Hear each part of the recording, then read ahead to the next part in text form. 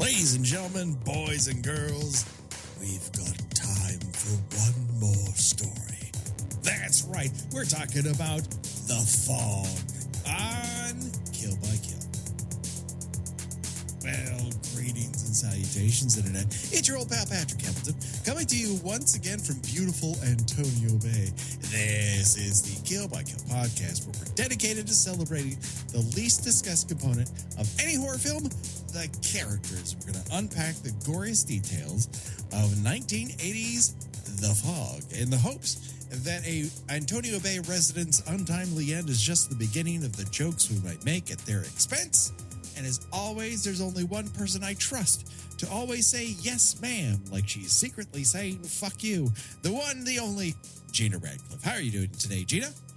Hang on, I gotta answer this door in the middle of this weird, that's knocking in the middle of this weird fog bank, even though I'm not expecting it. Oh, sorry. You got to do this one without me. Here's the thing, Gina. How many panes of glass need to break near you before you start to take some shit seriously? Yeah. Because yeah. I would say, like, one, anything can happen. Two, that seems like a lot. Every pane of glass in my truck, now I think something is seriously up. And then the clock in my own fucking house, it's time to start investigating. Yeah, I mean, I realize that, Mrs. Coberts came from a different era. Mm-hmm. But I think when you were getting, panicked messages from the mother of the child that you're babysitting, that, you don't go out there, there's something wrong, and mm-hmm. there's an inexplicable fog bank coming, mm-hmm. and someone knocks on the door and you ain't expecting company, don't answer the fucking door. Mrs. Coberts, you could be rude. It's okay. Grab a bat, grab an oar, grab your wife, grab your kids. Just back up and hide in the bathroom. It'll be okay. Yeah. I mean, like, they understand. That is another thing that I have a serious question about. And I want you to think about this before we move on to anything else. And that is, the ghosts in this are specifically ghost lepers. Leper ghosts. They are often mistakenly referred to as pirate ghosts. They are not pirates. They are not pirates. There seems to be a bit of pirate lore in the town, but they are not specifically pirates in any way, shape, or form. That said, they died in 1880, and then 100 years later, they come back as ghosts. They have 1 hour to fuck shit up between midnight and 1 a.m. I'm not sure specifically why they are given that hour, but it does seem to be part of the local lore. That said, why do they understand what a fucking gas station is, Gina? Why do they understand what gas pumps do? Are they just flipping switches? Yeah, I mean, I think it's just like, what's this do? What's this do? This looks interesting. What's this do? Do you need this? It's a nice town you have here. It might be a shame if I stole my gold back. So, when was the first time you watched The Fog?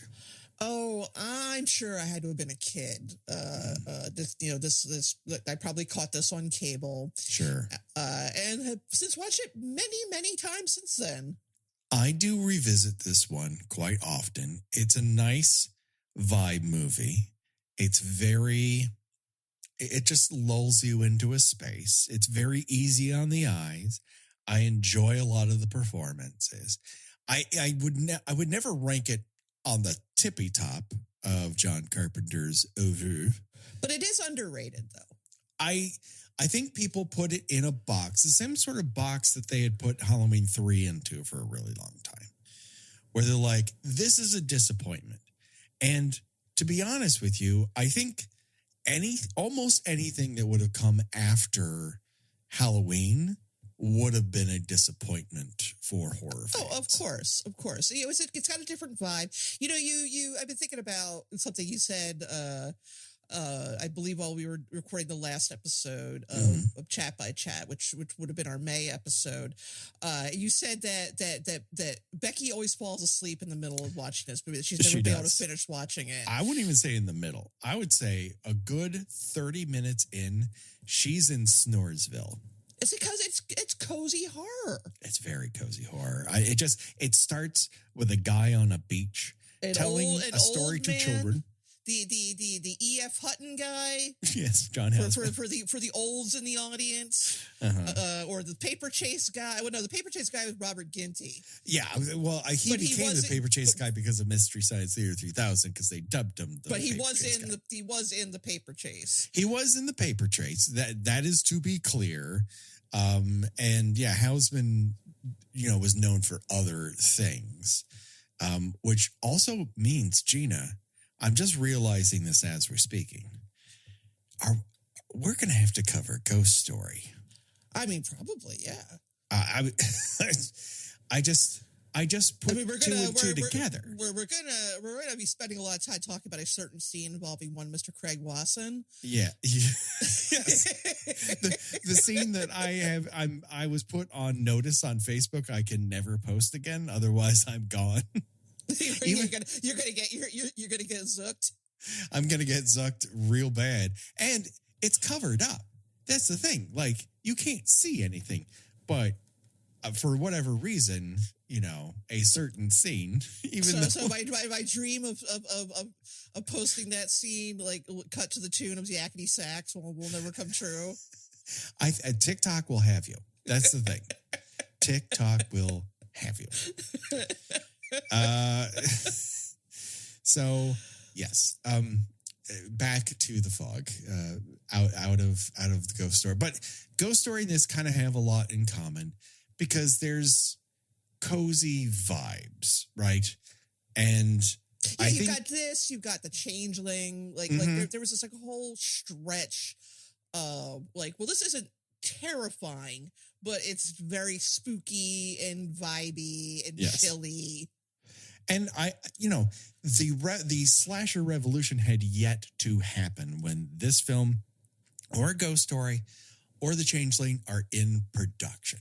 Because as big a deal as Halloween was, and it absolutely was, it was a slow builder. It took a while for it to catch on. Its initial releases, because it was platformed, here and there's roadshowed on top of it. And it got lackluster reviews to start. And then, as John Carpenter puts it in the special features for The Fog, The Village Voice did a re-review of it. And they're like, oh my God, this is actually great. You have to go see it. And it starts to build after that. It really starts to hit a crisis point where people are asking for prints all over the country. And this movie that was made for $325,000 with next to no marketing budget earns nearly $70 million at the box office alone. That's before it does anything else. That is hold huge. on, Patrick. I gotta let the cat out. Hold on 1 second. Now, when you say you have to let the cat out, do you mean out of the bag and you have a giant revelation? No, I mean, my cat was literally scratching at the door, like, please, let me go. Why have you trapped me here? I mean, normally he's absolutely fine, just laying here while I'm recording, but not tonight. He's too spooked. He's too spooked already. That's right. Cats do not like this movie. That being said, I think because Halloween was so gigantic, the question then becomes, how do you follow up not only that big of a hit, but something that actually shapes an entire subgenre of film? People just don't give Halloween enough props for being the independent film that shook the pillars of power. It took until Teenage Mutant Ninja Turtles and then the Blair Witch Project for independent films to earn more than Halloween. It was just that gigantic. And so Carpenter releases the movie. Deborah Hill gets feedback from the distributor that it's not firing. People aren't going for it. He goes on vacation. He comes back, and all of a sudden he has calls from all over town saying, we want to make a deal with you. And he's like, I'm going to say yes, but I'm not entirely sure why. And it's because over the course of time of him, I believe, filming Elvis, the movie just goes through the roof. And so to think that Carpenter and Deborah Hill took one producer's idea of babysitter murders and crafted into a thriller that makes safe suburban homes feel dangerous, like abandoned outposts surrounded by humanity.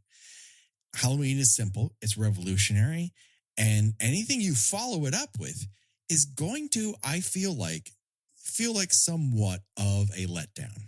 Yeah, if you don't, as we see over and over again with horror in particular, if you don't make the exact same thing, note for note, people are going to be disappointed. I mean, I think Astor confronted this to a degree, not to the same degree, but to a degree with Midsommar after Hereditary. Jordan Peele felt this in the aftermath of Get Out, which was so culturally gigantic. And then, in my opinion, Us is the better film and the one I think about the most. And it does, both of those movies do well, but they're not as gigantic a culture shift, a vibe shift as their initial films. I mean, you can name a director, they probably confronted this at some point in their career, if they have a long enough one. And so for years, the general perception of The Fog is, all right, it's okay at best, but it was made for just $1 million and it made over 20. So that's a 20 times multiplier, but it is a large fall off from Halloween's rampaging financial success. This is still an insane return on investment. But like many of Carpenter's 80s output, like the box office is hardly the story. If anything, what is ultimately the story is that his stuff doesn't get the respect it's due because they really become big cultural standpoints when they hit the VHS DVD era and they're watched ad nauseum. Right. And I think that this, what this has going for it that maybe doesn't get the appreciation it deserves is, my old favorite, building tension, which, other people interpret as boring. Yeah, sure. Because nothing happens immediately. Whereas with Halloween, you've got that barn burner opening sequence. Yeah. Here you just got an old man telling a ghost story. and then some spooky shit. Right, and then the first kill, maybe 25 minutes into the movie, it's a while. It takes a little while. It takes a little while to get there. There's some table setting that needs to happen. Yeah, you've got a lot more characters, involved in this, but it is trying to be a little bit of a character piece, which Halloween was not. Yeah, I think one of the things that is most underrated about this movie is its score. Yes. The score is very spooky. And I think this was one that Carpenter did himself, as opposed to The Thing, which was Ennio Morricone. But even there, Morricone is doing a John Carpenter. Right, but they have a lot. There's some similarities, but I think one of the best pieces from this score is it's a long track. I forget the actual name of it, but it literally sounds like just somebody hammering on a door. And it is so jarring and so unsettling and so effective. And it's just like, it just doesn't get the appreciation it deserves. Yeah. And it's just not, there's a lot of talk about this isn't what people expected. And a lot of that tends to come from John Carpenter, but it's also his reaction, not to what the marketplace is doing. Because when this comes out, Friday the 13th doesn't come out until June. So it's not like slashers have been cemented as the genre du jour. There's only really Halloween and, to degrees, Texas Chainsaw and Black Christmas that come before it. So it's not like people are like, this is just what I want. Friday the 13th sort of solidifies that. But what I think it has in common with Halloween, as you mentioned, is there is a definite mood to this. This movie just expands on that broken foundation of American society that he sees post-Nixon. How greed and murder of the past are walled off from modern life for everyone's emotional comfort. Not that that ever happens now, Gina. Not at all. Not at all. We don't, we almost never celebrate the creation of something that was built on top of destroying something or someone or several someone's else. Yes. And how dare you bring it up, because that's just rude and you make me feel bad. And that kind of denial eventually drags us back into murky, blood-filled waters of our collective origin story that people do not like repeated.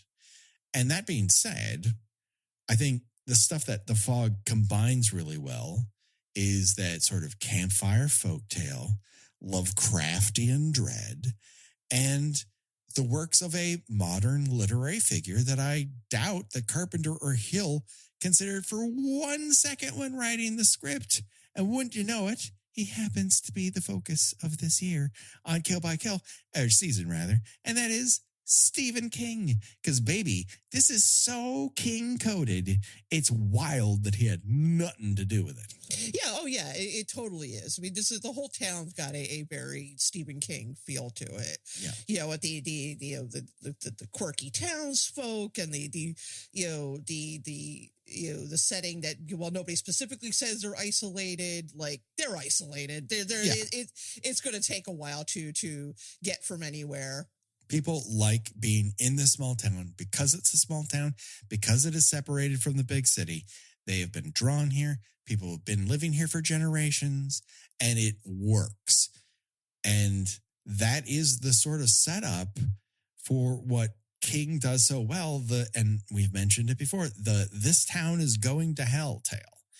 And up until this point, Salem's Lot is the only one he's really put into motion. Technically The Stand, but that's a whole world going to hell sitch. So it's permutated, but I don't think anyone has said to themselves, oh, this is like a whole thing happening right now. But as we mentioned, because of Salem's Lot being on television, and there's this film and Ghost Story and The Changeling, although that's in Denver, but still, it's still the vibe. This is what is the prevailing, we need to make ghost stories, baby. Right. And when you watch Hooper's 79 TV version of The Lot, as we did, but cast your mind back, you can feel the vibes that Carpenter is able to make a lot more cinematic with his non-CBS television version. He just has more real estate to drag out suspense sequences and allow for silences and atmosphere. And that is no shade at all to Hooper. But Toby had to deal with commercials and interruptions and TV pacing. And I would also say that as much as I dig The Fog, I don't think there's a single sequence in it that equals that Glick kid coming to the bedroom window. Yeah, I would agree with that for the most part. I think there's a lot of good suspense to this, though. I love The Fog. I love 79 Salem's Lot. It's not really competition. It's just interesting that they're playing off. It's almost like they're playing the same game with different cards. And so to that degree, it's interesting to use them as examples to bounce off of one another. But again, it's not a fucking competition. It's just interesting that this is all in the miasma all at the same time. Yeah, I will agree with you that when I was a kid, I never particularly worried about leper ghosts being outside my bedroom window. I worried a lot about little vampire boys floating outside my bedroom window. It is a more core, because the ghosts here operate on very specific rules, in that they go wherever the fog goes. If you're in the fog, you're in danger. If you're out of the fog, you're absolutely fine until you're not. It weirdly plays fast and loose with its own rules. Well, I mean, I think that the idea, are you talking about the ending kill? How they're able to, but it's throughout. Like, the fog can happen and stuff happens, but also shit happens when there's zero fog. Like inside that store, there ain't no fog inside that store. They're still shaking the shit out of it. Yeah, their powers seem to kind of change from scene to scene. Mm-hmm. That is true. There seems to be some suggestion that they don't actually need to be present to haunt something. Right. But they do need to be present to murder the shit out of you. Yeah, that's true.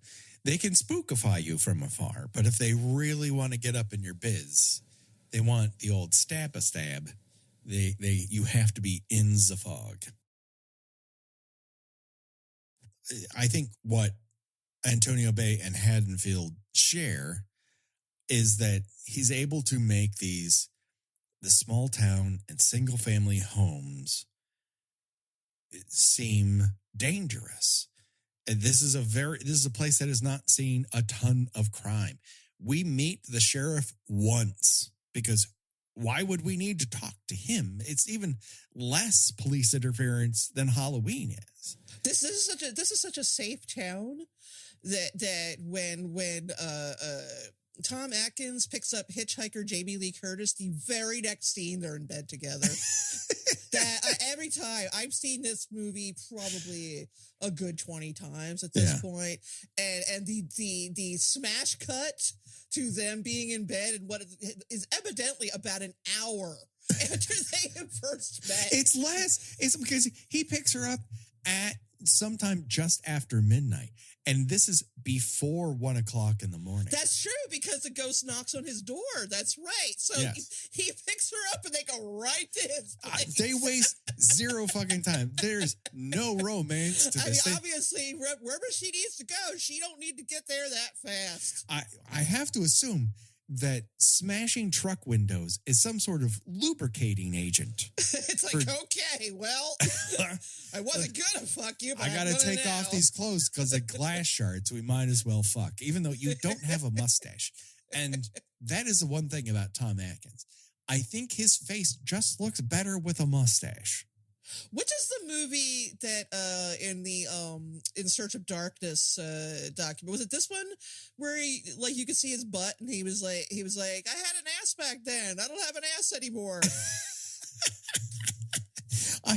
If he had an ass in this movie, it did not pull focus. Maybe I'll tell you that. it might have been Halloween 3 he was talking about. But yeah, he was gleeful about the fact that he had a bare butt scene in one of these movies. Tom Atkins, legendary cinematic. He's like 150 years old now, just talking about how happy he was to show his butt on screen. But legendary cinematic stick man, mustache wearer, and had multiple characters constantly drinking beers while driving. Oh my God! Yeah, this is a very nobody gives a shit. We're all good here. This is like one of those towns, like when like a horrible crime happens, the newscaster says they left their doors unlocked. They never thought it could happen here. Well, that is the fucking thing here, Gina, because we've often railed against these story situations where these this transgressive crime slowly becomes the thing of legend, and then a character's like, I kind of heard about this, which is, that trope is so fucking stupid because even non-shocking crimes are re-prosecuted into the ground now. So I'm not entirely sure why the cardinal sin of Antonio Bay isn't more of a thing, but they've sanitized it to the point where a guy on a beach is like, hey man, I got 6 minutes. Time to tell the story about how we grounded this fucking ship. And all these people died. And then lo and behold, we became a town based on the gold wheel. Like, let me tell you a fun story about how the town was created, children. Oh yeah. I mean, honestly speaking, it was either going to be that or killing some indigenous people. Sure. And that probably happened too. But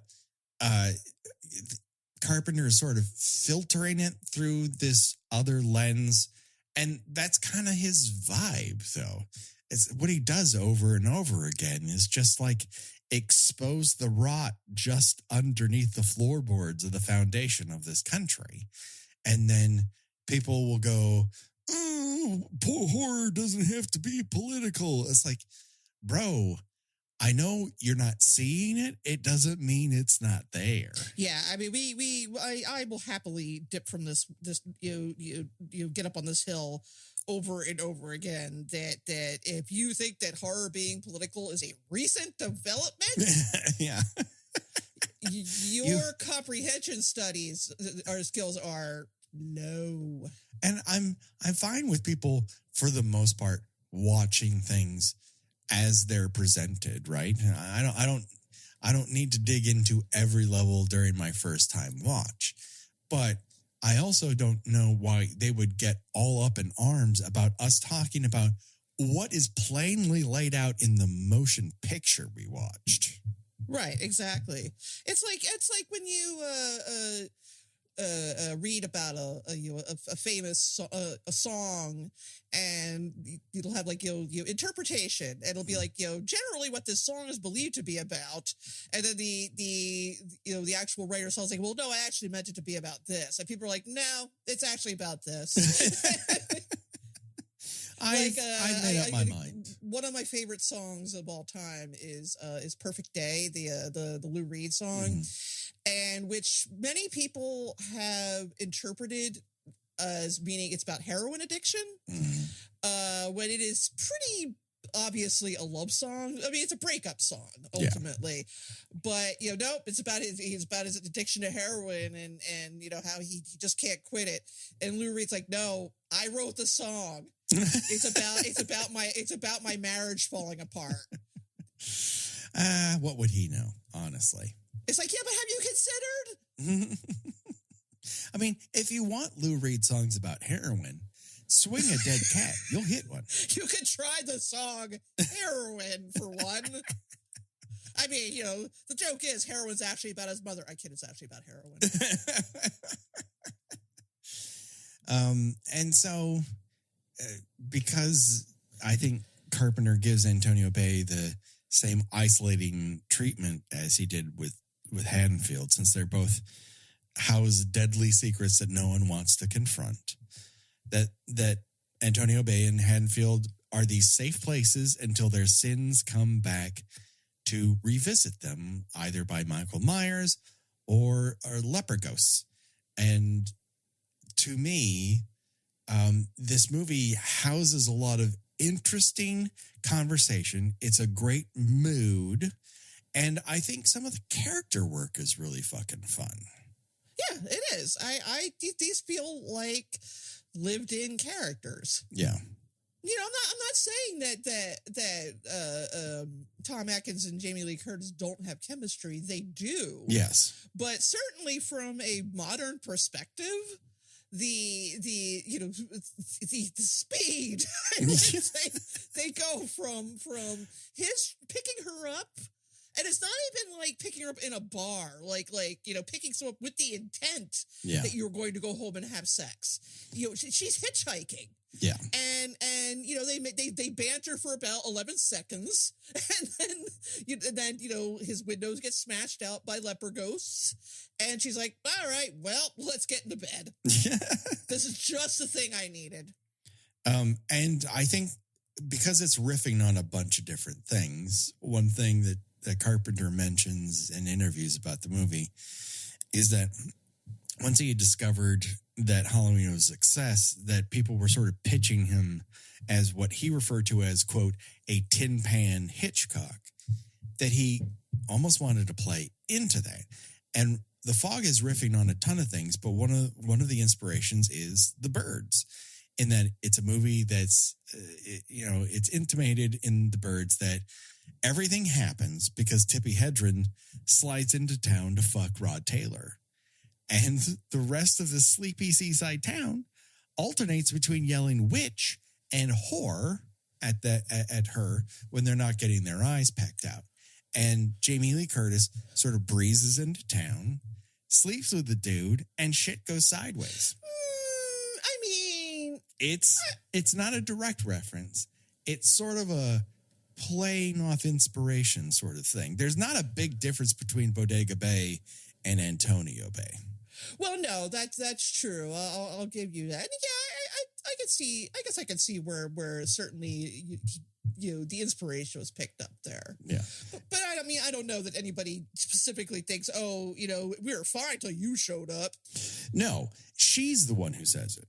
She's the one who said, none of this happened until I got here. Things always happen when I'm around, which makes me wonder, what the fuck how did she leave Pasadena? What kind of condition is Pasadena in? Yeah, I want to see her. I want to see her backstory. Like, what kind of path of destruction did she inadvertently leave behind her?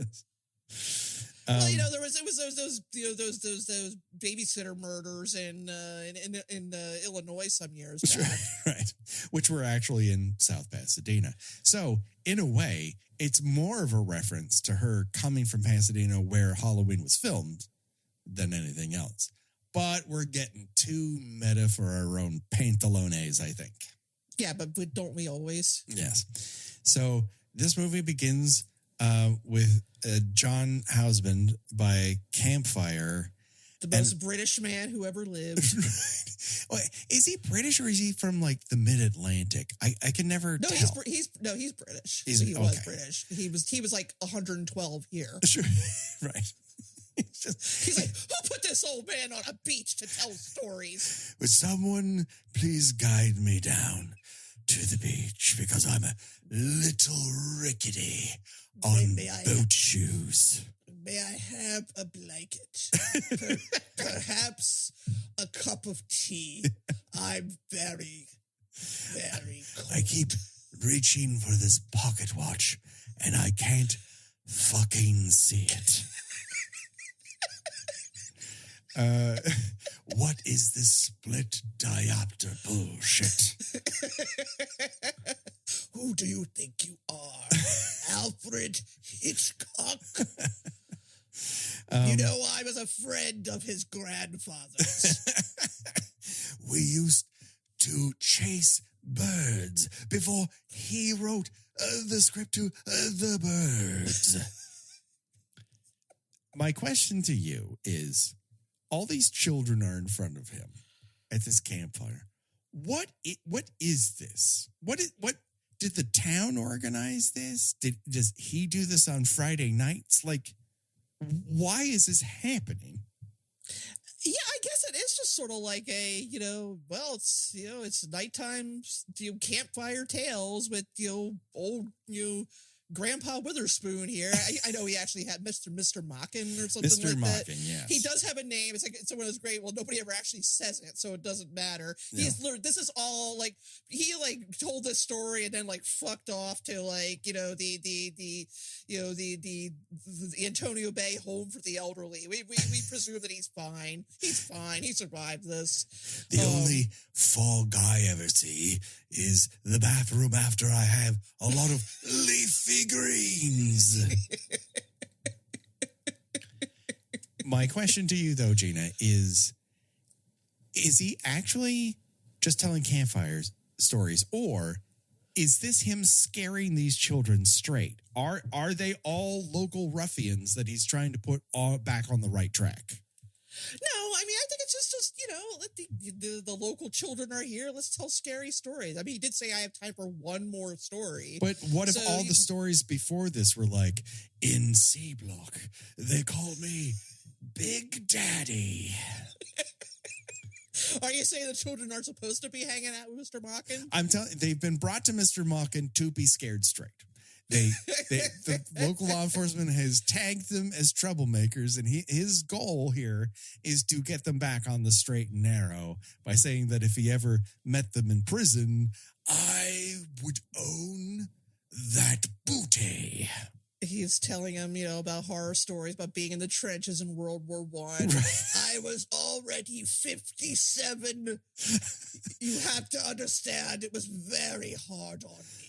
You never know what life is like until you take the life of a German who's crossed into no man's land. And I strangled that Jerry until he turned purple. I don't know if it was the bloodlust or the gases. What other World War II? This is basically Count Orlok with less asthma. Yeah, no, it's more of a whisper than Count Orlok, or there's less wheezing. It's taken everything to just do Houseman. Houseman's a sub Orlok. Let's put it that way. And then Rat is just a lot of Brooklyn accent. Yes. I realized a couple days ago what other characters we've done. I believe Rat, just generic Rat is one of the voices I have. Angelo Rat. And so it doesn't much matter what we think of John Houseman because we never fucking see him again. He may be a death in this movie, but we never see him die. Yeah, he walks into the sea. We just never see him again. Goodbye, children. Have you ever seen a little thing called Creep Show? Then after this, we meet Father Malone, played with a delight with, I don't know. Is Hal Holbrook happy to be in this movie? He seems unhappy. I think he is trying to give this role some dramatic gravitas. Yeah. I think that he is acting as though he has the weight of his ancestors on his shoulders. Yes. I think being in that church with all of his granddad's confessions and stolen blood-covered gold cross is not doing him any favors.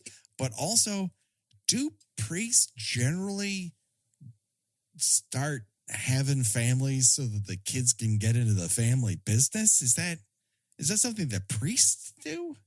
I don't think so. Is he Anglican? Is that? I mean, he could be Episcopalian. Sure. I think Episcopalians are allowed to have families. I don't think this is a Catholic town. Based on everything we see, no, it is not very much a Catholic town. That is noted.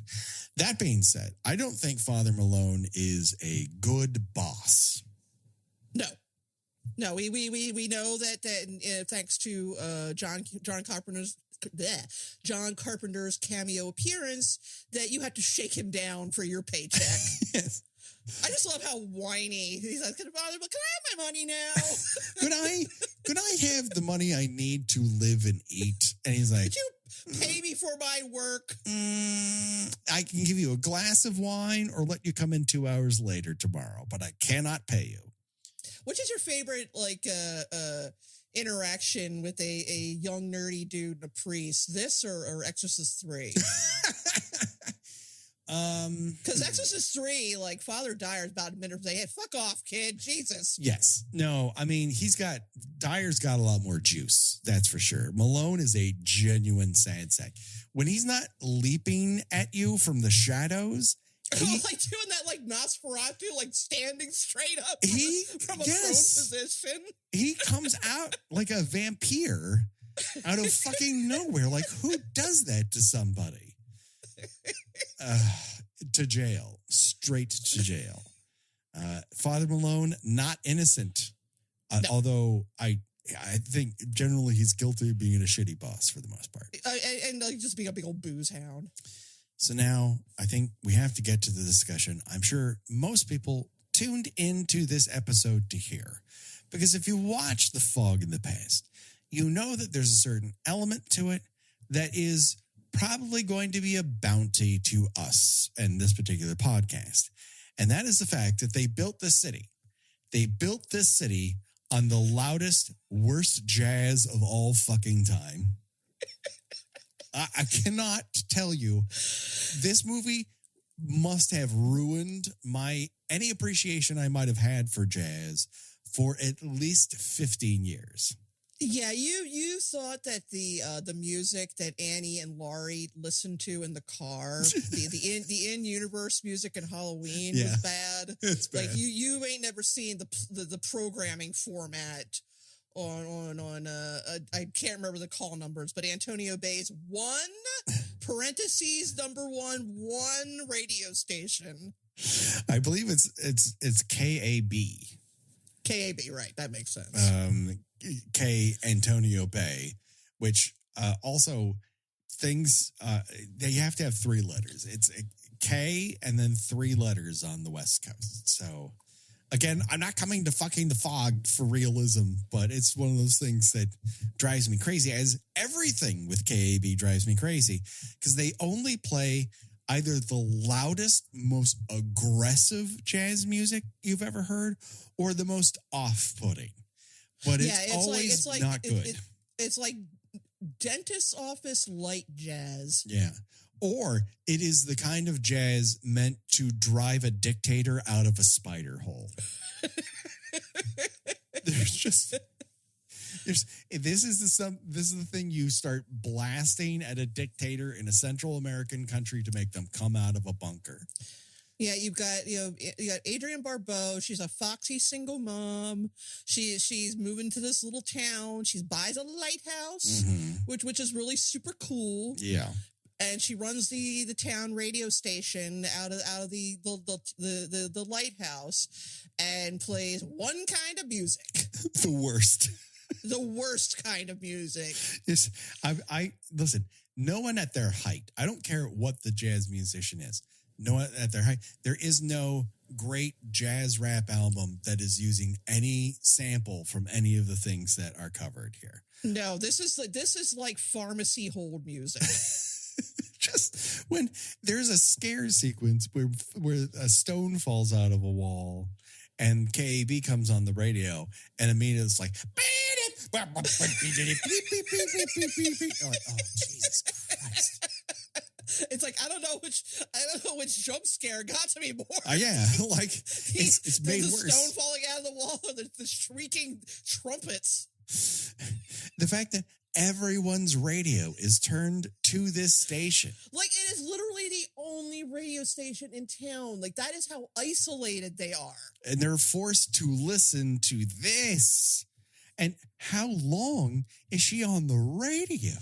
Why is she taking the 2 p.m. to 1 a.m. shift at her own radio station? And that apparently does not have anybody covering for her, any other shifts. This is like a very full-time job for her. Yes, extremely full-time job for her, considering the fact, and her child is just on their own for giant swaths of the day until Mrs. What's-her-face, Mrs. Cobritz arrives to kind of watch her child. Just basically stroke his hair a lot. I mean, in her defense, she does shoo him away when she's about to open the door to murder. Right. Yeah, that's very true. We don't like to bag on kids on this show. That's not the energy we like to bring to things. That said, Andy is fucking cursed. Like, how many of his friends ended up locked inside of abandoned fridges, Gina? Oh, I mean, a lot. He just seems like fucking trouble, but not sitcom trouble. Like, and that kid was never seen again trouble. Yeah, no, absolutely. He's definitely like putting a dry cleaning bag over his head. There has to be a reason why the ghosts pick him to import a haunted piece of wood into town. He's like, this cool piece of wood. Mom, I told you, it's a simple story. I saw a gold doubloon. It turned into wood, and I gave it to you. That's when you go, I'm leaving that wood outside. She's like, I'm going to take this to my work. Your work? Why are you taking it to work? Let me see if I can upcycle this. What are you going to examine? Do you have a CSI lab in that fucking place? I doubt it. No. As a promo person, I don't care for any of the promos that she is given by that company. No. Yeah, that's your business, right? That's your I gig. haven't done radio in a really long time, and radio was more like specific TV promo spots on radio. That being said, they're sisters, right? They're not that far apart from one another, but they're just throwing spaghetti at the wall there. And it's hard to make suspense happen when some guy in the background goes, the fabulous KB with a radio DJ yak. Yeah, there's nothing fabulous about KAB. There really is not. I just do not care for the format. I don't care for any record that she plays. She's got 8 tracks. I don't like it. I don't care for it. I don't want it to continue. No, she should sell that radio station. When we talk about how sleepy a town Antonio Bay is, my question to you is eventually revealed that this town has 4 payphones. 4? They have a payphone rush that requires not 1, not 2, not 3, but 4 payphones. 4 payphones for a town that appears to have a 7 p.m. curfew. And unless there are multiple reporters jumping into those phone booths and they all fall over at the same time like an airplane, I doubt it. I fucking doubt it. But this is when we get a long sequence of kind of ramping up the ghostly presence between midnight and 1 a.m. And this is when they're shaking the shit out of bottled water and they're yanking out gas. Like, how do they even know what a fucking gas hose is? I'm telling you, they're just like, just walking and things, just like touching them, like when you bring a small child into a store, they have to put their hands on everything. Mm-hmm. It's like that. Yeah. I mentioned that Tom Atkins needs a mustache to make it work. I like Tom Atkins. I like him in this. It's completely unexplained as to why any of this shit is his business, though. Yeah, I don't know. That's a good question. He just kind of he has sex with a girl from out of town, which I would just luxuriate in that if I were him. Because how many times is that happening? And he's like, let's go down to the docks. Let me harass this guy who's filling out paperwork. Let me get another buddy I know to get me to drive out and find this other abandoned craft in the middle of the ocean.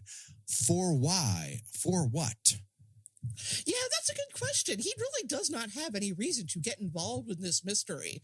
Like, I think he basically says, one of the people on the boat out there is a friend of mine. Yeah. It's like, well, best of luck to you. But, what's your job? I mean, does your job have anything to do with this? Or you're just concerned about the friend? That part feels a little bit like, there's something was left on the editing room floor. Like something that establishes, okay, what is his role here? That's the thing about this, Gina. Nothing was left on the editing room floor. When he was done filming this, it was fucking 80 tight minutes. And they watched it and they're like, oh, shit. We have to put horror into this horror movie. So they spent an extra $200K, adding gore, adding suspense, all the ghost sequences up front. That's created out of editing. Those were parsed out throughout the rest of the movie. And they're like, no, back it up into the front. All the murder sequences on that boat, that is all after the fact. There's so much of this movie that is horror related is done after they wrapped their initial shoot. Oh, wow. I think some of it is how Carpenter talks about it. This is not my finest hour. This was something I had an idea and we go into it and we get a bunch of our friends and we make it for cheap, not as cheap as Halloween, but pretty cheap. And then when we go back and watch it, we're like, fuck, this is not going to work. We've got to do something here. And they're like, please, quick, someone rig up some hooks to stab into people because we got to make this thing. We need to have an on-screen murder. At least one. A lot of this originally was people disappearing into the fog, and he goes away and comes back, and he's got 2 people editing the movie. And it's like, how's biz? Is this the best thing since sliced bread? And this ain't working. this is bad. And so even even Navco Embassy is like, yeah, we gotta wait. Here's 200K. What can you make happen for 200K? Yeah, we mentioned that Elizabeth is from Pasadena. She's an art student. We never really know exactly why she's needed in Vancouver. I kind of assume that's to go to art school, but that's just me guessing. Well, I mean, it's funny. Like, the youth of today, would be appalled, and they should be, honestly, at the concept of hitchhiking. Sure. So it was not unusual, and certainly was, at this point, almost a cliche in movies to have this kind of wayward young woman, and it's always the young woman. It makes it more lurid that way. Yeah. Who just blowing out of her 2-bit town and taking off for parts unknown and hitting the road. So I think it's kind of one of those things where she's finding herself. Sure. So she's going to Vancouver would be north of where they're currently located, correct? Yes. Okay. So actually, it kind of depends. I mean, like Antonio Bay doesn't really exist. This is sort of by. I mean, I got the impression it's in somewhere in Northern California. Yeah. It is weird that she goes directly from this playing a hitchhiker to Road Games, where she's also a hitchhiker, but she's all the way in Australia. Well, maybe she kind of hitched her way there. True. Should we do Road Games? Does that count as an evil car movie? I mean, if we do that, we're going to have to do Duel and the car, and maybe the Killer Tire movie. We're already on the hook this year for Killdozer, so I don't know. And I mean, if we're going to do that, then we should probably do the Hitcher, which we've talked about for like 25 years True. now doing, and which is amazing because we've only been doing the show for 9 years. Well, I think for a lot of those years, the Hitcher was real fucking hard to find. Was an issue with that. Well, that's true. That's true. But now that it isn't, we should do it. That's true. Let's put it on the list. It's got to happen. And then, of course, like The Fog, we can also cover the remake of The Hitcher. Well, we talked about that. We have a plan. We do have a plan. We're formulating a plan for another theme month because we know how much you love those. Based on numbers, not at all. I don't know why we keep coming up with different ones. Not as much as we love them. We enjoy them. They take the weight off of us. It makes planning a lot easier. Yeah, but no, people like to be fucking surprised. Speaking of which, Andy goes to the beach and he's got a fishing rod and the whole 9 yards. And then he comes back with just a piece of haunted wood. That's not a super successful fishing trip overall. No, and he's more excited about the fact that he has wood than that he's found a gold doubloon. He's like, well, yeah, there was gold, but then it turned into this wood. Right, it was gold, then it turned into wood. Useless wood, Mom. And she's like, I'm wearing a nightcap. It's driftwood. Can you believe it? By the beach? You almost never. No, you own a lighthouse, Mom. You've never seen driftwood. Mom, why are your socks all the way across the room? It's like you were blown out of them. That being said, what the fuck is a stomach pounder? You know what? I am going to guess it is a large cheeseburger. Okay. That would make sense, but it's kind of like they don't ever explain it. I don't know. I think that Carpenter probably thought that this seemed like something a kid would say. Sure. Like he does not done a lot with child characters in movies. No. Except if you want to count Tommy and Lindsay, fine. But I mean they are barely supporting characters. And I can't say that what it was the Island the remake that he did for Universal. Where all them kids is blonde. Village of the Damned. Village of the Damned. I don't know why I keep putting. It is an island. That's the only thing that sticks out about it to me. But yeah, Village of the Damned is. And those don't count either because they all act like weird little adults. Yes. So I think he is one of those writers that tries to come up with, and Stephen King does this sometimes too, God bless him, comes up with like, his own slang that, and you see this online, the weird slang that Stephen King comes up with for his child characters. I think he tried that same thing too. Yes. And not everyone can be like a Joss Whedon in that particular respect, where they can actually make, where it's at least it sounds like it suits the universe that it's in. That being said, I would have been really. We'll have to dig into this a little bit more, but I can't imagine what Carpenter's Firestarter would have been like. That's interesting because it's so much of it focuses on this child. Yes. And and the weird way that adult men act towards her. Yeah. It's going to be an interesting rewatch. I have not watched that in a really long time. And I have, again, another Do Nothing remake that the only reason I wanted to see it was because Carpenter did the score for it. I barely remember. I completely forgot that existed until you mentioned it just this very minute. Congratulations. I do remember to a certain extent Firestarter, more or less being faithful to the novel in the same way that Christine was, in that a lot was left out, but at the same time the salient points were still there. It was a recognizable adaptation. Yeah. Every once in a while you're watching a movie that you've seen a million times, and then a performance jumps out at you as being your favorite. So, in this particular movie, Jamie Lee Curtis's mom, Janet Leigh, shows up here as Kathy Williams, who's a local. She's not the mayor. No one refers to her as the mayor, but she does seem to be the person who gets shit done to the point which she has a fucking assistant. I think if I had to guess, I would say she is probably like the head of the city council. Yes, that does some sort of not quite as important as the mayor, but the mayor kind of foists off a lot of things on her to do, like anything that has to do with like community building. Yeah. That being said, her assistant is Sandy, played by Nancy Loomis, and I have discovered something about myself.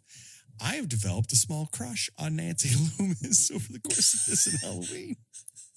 I think she is very attractive and super fucking funny in both this and Halloween. Yeah, she's got a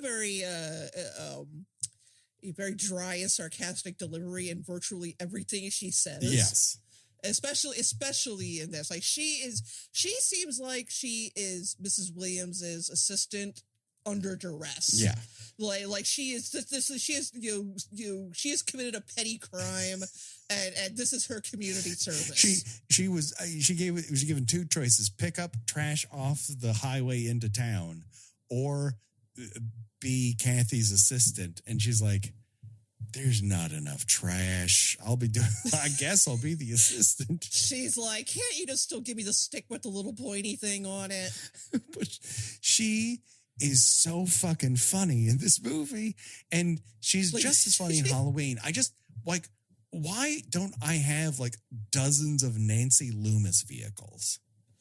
Yeah, she is like 25 here, but she's just sort of like following behind Kathy, with just like a surly 13-year-old, like just rolling her eyes, like anytime she asks her to do anything. It is very funny. When I clicked play on the Blu-ray, I didn't say beforehand, I hope this doesn't awaken anything in me. And it did. And that is Nancy Loomis walking with papers and books in one hand, just being sarcastic as fuck. I don't know why that is. I truly do not.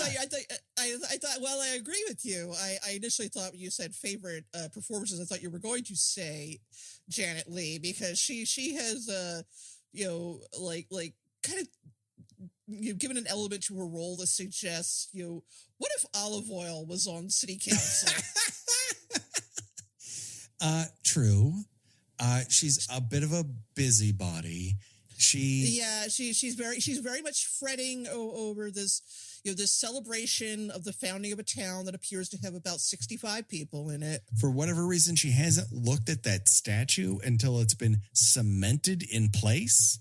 And then she looks under a fucking piece of sheet and is like, okay, could be worse. Like, you really should have looked at this before it was cemented in place. Yeah, what if it ended up looking like that Lucille Ball statue? Right. Oh, God. Wow. And that is the thing. Art is hard, everybody. And every once in a while, people come up real fucking short. If you don't know what I'm talking about, Google Lucille Ball statue. You will be shocked, much like the face of that statue. It strains credulity to me that Kathy is married to a fisherman, because she seems like she's got a bigger than fish kind of lifestyle. Yeah, she's not tolerating like those wet galoshes and right inside her front door, and the smell and the scales all over everything. No, I don't believe it. Because when everyone's like, you should really, don't worry about this, go home.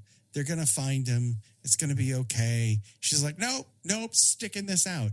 And you kind of like, in the back of her mind, she's kind of hoping if he's gone, the insurance money pays off. it's like, so if he didn't disappear, she would have killed him eventually anyway. Well, I wanted a new gigantic station wagon that's longer than a hearse. And the only way I'm going to get it is if he's dead. Hal Holbrook and Kathy and the new cinematic love of my life, Nancy Lewis, they go and they talk to Hal Holbrook. And he's one of those actors, and I have heard this specifically about Hal Holbrook, where people used to say, I could listen to him read the phone book. And my question to them would have been, have you heard him read his grandfather's diary? You might choose differently. I mean, I think they're thinking of like, the Hal Holbrook who did a Mark Twain one-man show. Exactly. Yes. That he was just magnetic as Twain. And I can absolutely believe that. Here it seems like he just would like to break for lunch. That being said, at the end of it, Kathy's like, hey, so dedication ceremony, you want to hit us up with one of those famous father asshole prayers that we all love and enjoy? It's like, this place is built on blood and it's a fraud. It's just like, I'll let you sit on it. Just like rules this town with a velvet glove. Welcome to the revolution, Comrade Pother.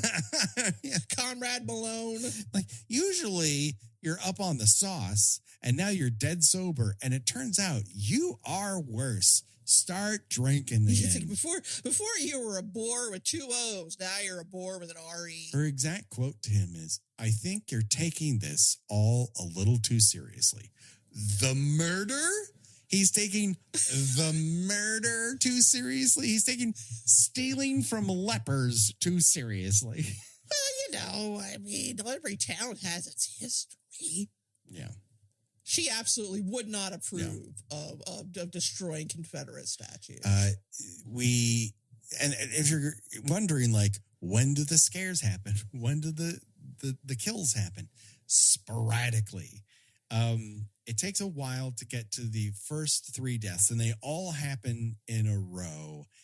And I think what kind of makes them not as great is that they're all kind of the same.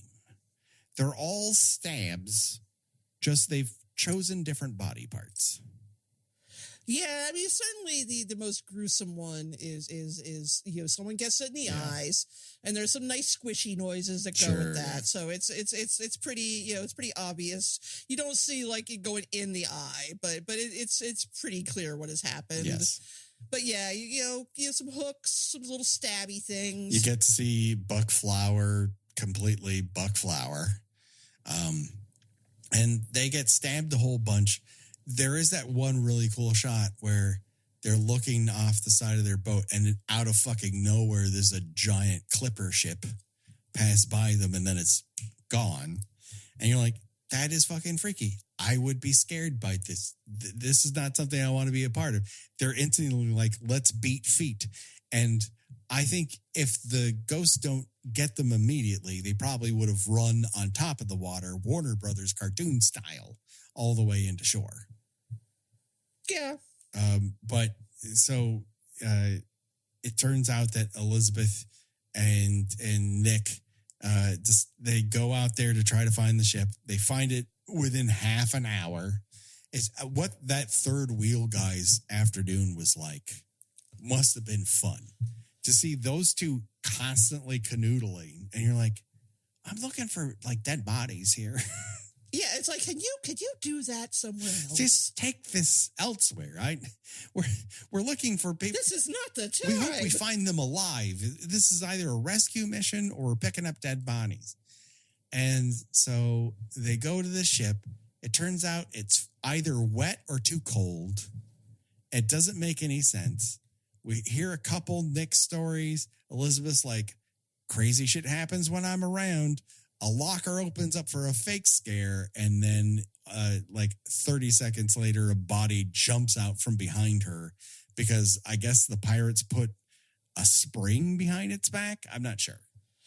Well, there are a couple things that, like, also, like, I don't know. There's that one scene in like the medical examiner's office, yes, where one of the corpses actually gets up and starts walking, and it's like, okay, are we going to do something? No, we're not going to do anything with that again. Okay. It's more like it's a warning, but I think the ghosts, like the way it's intimated when Father Malone reads the diary, it's intimated that they're going to kill off any remnants, any remaining family members of the original 6 conspirators, and that they have to collect 6 bodies, and that's the deal they made with Davy Jones or whoever the fuck, that they got the ability to come back 100 years later. But I like, maybe one of those guys is semi-related to a founding father. They're just 3 bodies. And when that one, it just gets up for a walk, and then she turns around and gives Jaina, what is up with Jamie Lee Curtis's scream? It's not good. It's shrill. It is identifiable. It's not quite as, she's not quite as going for dogs' heads exploding as she is in Prom Night. But it's a shrill scream. It is Scanners but audible. For whatever reason, it makes my head explode. I love Jamie Lee Curtis. I love her in this, but the whole idea of her being known for her scream is like, yes, but is it a positive thing? Because I don't associate it. It's the one negative thing I have to say about Jamie Lee Curtis. The rest is all positives. Exactly. That being said, I do like that morgue scene because it's just really weird and creepy that a dead body gets up. And I don't dislike it. It just, it seems to be suggesting another aspect of, what these ghosts can do and are doing. And then it just they don't really pursue it. And as we talked about in the It Follows episode, like, I'm not so much a horror movies have to follow rules guy. It's nice when they do, but they all veer off course eventually. And I was having an It Follows conversation about this online just today. It's like, I'm not going to the fog or It Follows for fucking reality.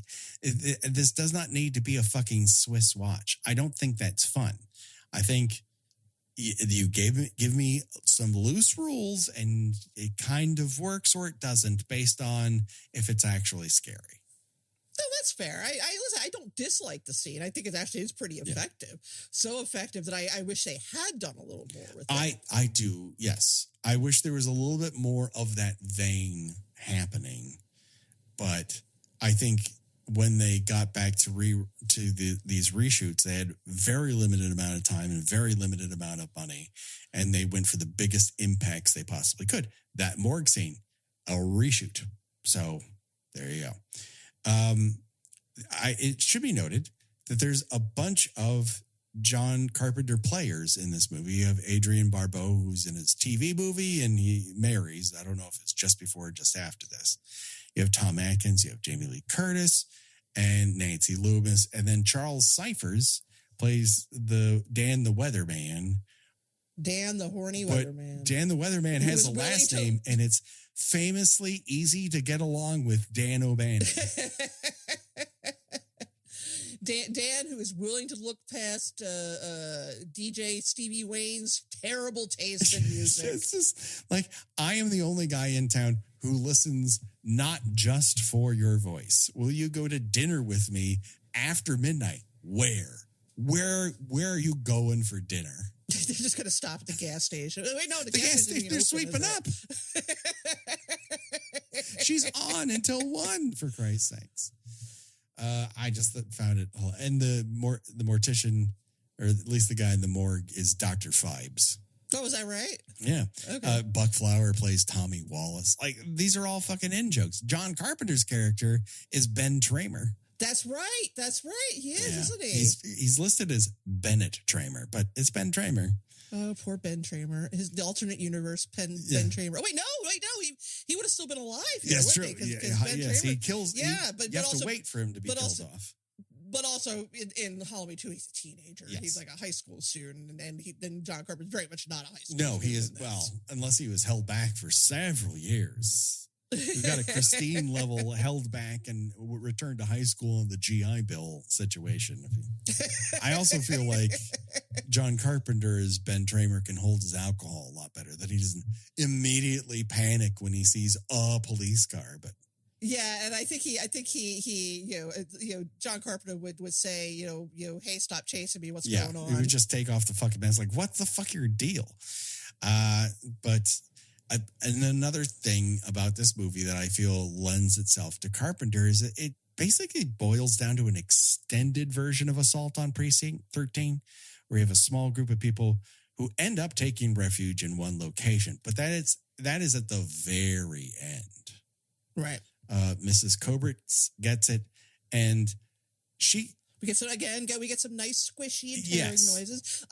Listen, the sound design in top this notch is flawless. Yes. And I would say that for me, Rob Bottin's designs here are cool. Like, you don't see a lot of it, but what you see is cool. I like that you only catch a glimpse here and there of what they actually look like. They're rotting corpses. I mean, for I gotta say it, for leopard ghosts, they're holding themselves together pretty good. I mean, these are top tier fish toilets, these ones. Yeah. Should I create another list on Letterboxd for fish toilets so that everyone knows exactly what I'm talking about? We got a couple fish toilets because we did, Creep Show has a big old, has 2 fish toilets. If you got 3, you got a trend going.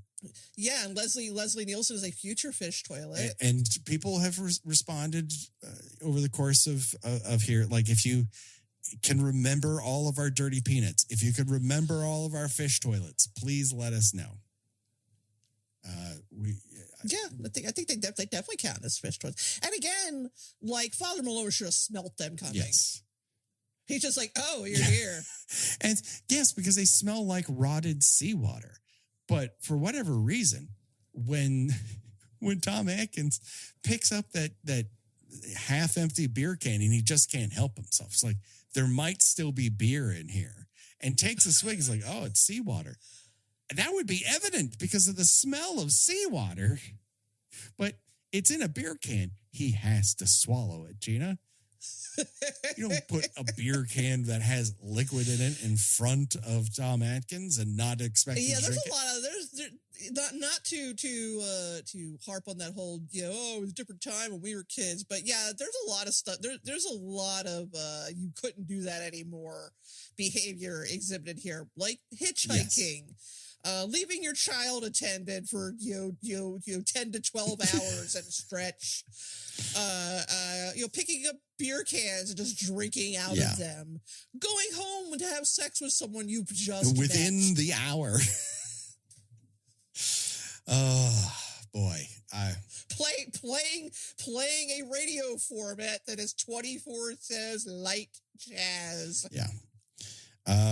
I don't want this episode to go on longer than the runtime of the movie. Look, if you've not seen this yet and you're expecting another Halloween, you're not going to get it. It's not as fast paced as Halloween. It's not as scary as Halloween, but I think it's got a lot of great, and it's charming, old-fashioned ghost story vibes to it. And I think that's what they're going for, is an old-fashioned ghost story. And, it all, Dan the weatherman gets it, and then Mrs. Coberts gets it. Those are more hiding the weenie style. They wander into hallways, and you're basically getting sound effects deaths. Yeah, and they have the same MO. They knock on the door for whatever reason. Oh, again, another thing you don't see people doing anymore, answering the door when you're not expecting anyone. What would these fish toilet ghosts do now? Press a Ring camera, and you're like, I was gonna say, you're looking on that app, you're like, nope, I'm not answering that. Stay outside. You get on that speaker. You get on that speaker. Please step off my porch. Thank you. My name is Paul, and this is between y'all's situation for sure. My relatives were not here when that happened. So these soggy spooks wander up to the church, and they try to hold them off, and it doesn't take them long. It only takes them so long before they start busting down shit wood. But like those, those shots of the hands coming through the stained glass, those are good. They're good. They're good. I like There's them. good shit here. It's just, you just have to set your expectations for what it is. And then they basically Father Malone has found this gold cross and is like, okay, well, what I'll do is I'll sacrifice myself and I'll give them back the gold cross, and easy peasy. And then it turns into a Pink Floyd laser show. They basically cook them via cross. Like, they conduct heat through cross, and he goes, through it. And then they all disappear, and everyone goes, well, that was crazy. And then somebody remembered how to count. Just like, okay, that we'll see you at the pancake breakfast, and everyone else leaves, and Father Malone's like, hey, they didn't finish. Hold on, I got 5 fingies here, and they were looking for 6, and before you know it, they take off his head. I literally love how he's like counting, and he's like, yeah. I guess I gamed the system, me. Oh well. Certainly not going to come back to bite me in the ass. But you were willing to sacrifice. This is the thing. Like, he set himself up to sacrifice himself, and then he does. He just doesn't see it coming. Yeah, generally speaking, it is not a good idea that if you are expecting to be killed by a vengeful ghost, and the vengeful ghost does not in fact kill you, you should avoid asking why not out loud, because as they're floating back to wherever ghost dimension they came from, you're going to hear a little record scratch noise, like, oh yeah, that's right, and they're going to turn around and come. That's why back. I don't leave my phone in the car when I go into the grocery store, because I know I'm going to get a text. Exactly, and then I'm going to get caught. I'm putting groceries into the car. I'm like, fuck, we need orange juice. I was going to say they're going to need some more shit, and you're going to be like, oh, I should have taken We forgot to kill the 6th person. Look at us. I shouldn't have asked why the ghost didn't kill me. We're a group, guys. Let's figure this out. We don't have all the time in the world. But they take off Father Malone's head. Nice little splat noise at the end. I love it. Love it. Love that closing splat. And so it feels like it's time to celebrate the centennial of Choose Your Own Deathventure. And that's where we decide of the deaths in this film. If we were to die in one of those ways, which one would we choose and why? Up for bid. We have stabbed through the back with a sword and then stabbed in the chest with a knife. Or we just get hacked with a bunch of multiple hooks. or poked in the eyes a couple. Well, that's number times. 3. That guy gets stabbed in the eyes a bunch of times, but he's also drowned. Because the coroner says he looks like he's been down under the water longer than those divers that we found off that shipwreck. So they're both stabbed and wet. Then we got Dan, who's stabbed in the neck by a hook, and then Mrs. Kobritz, who is mauled by ghosts. They're all ripping at the wishbone, I guess. Sure. I don't know why she gets that level of death. That seems a lot, but there you go.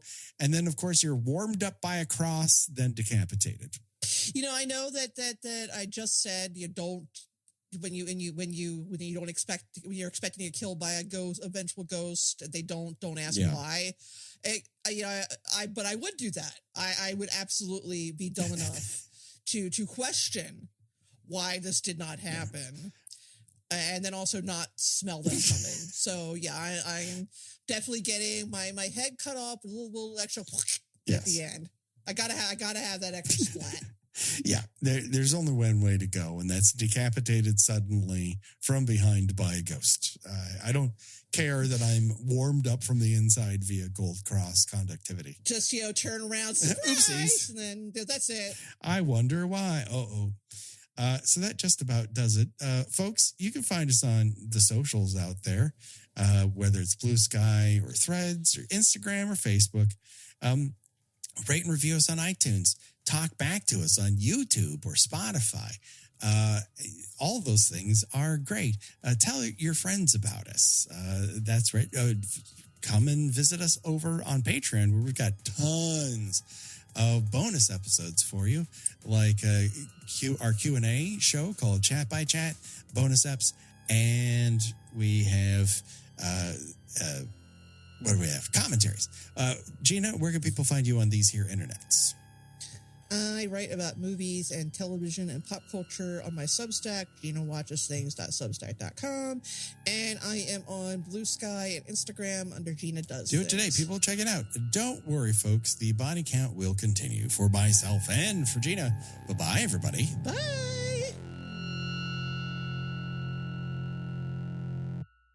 They're all going to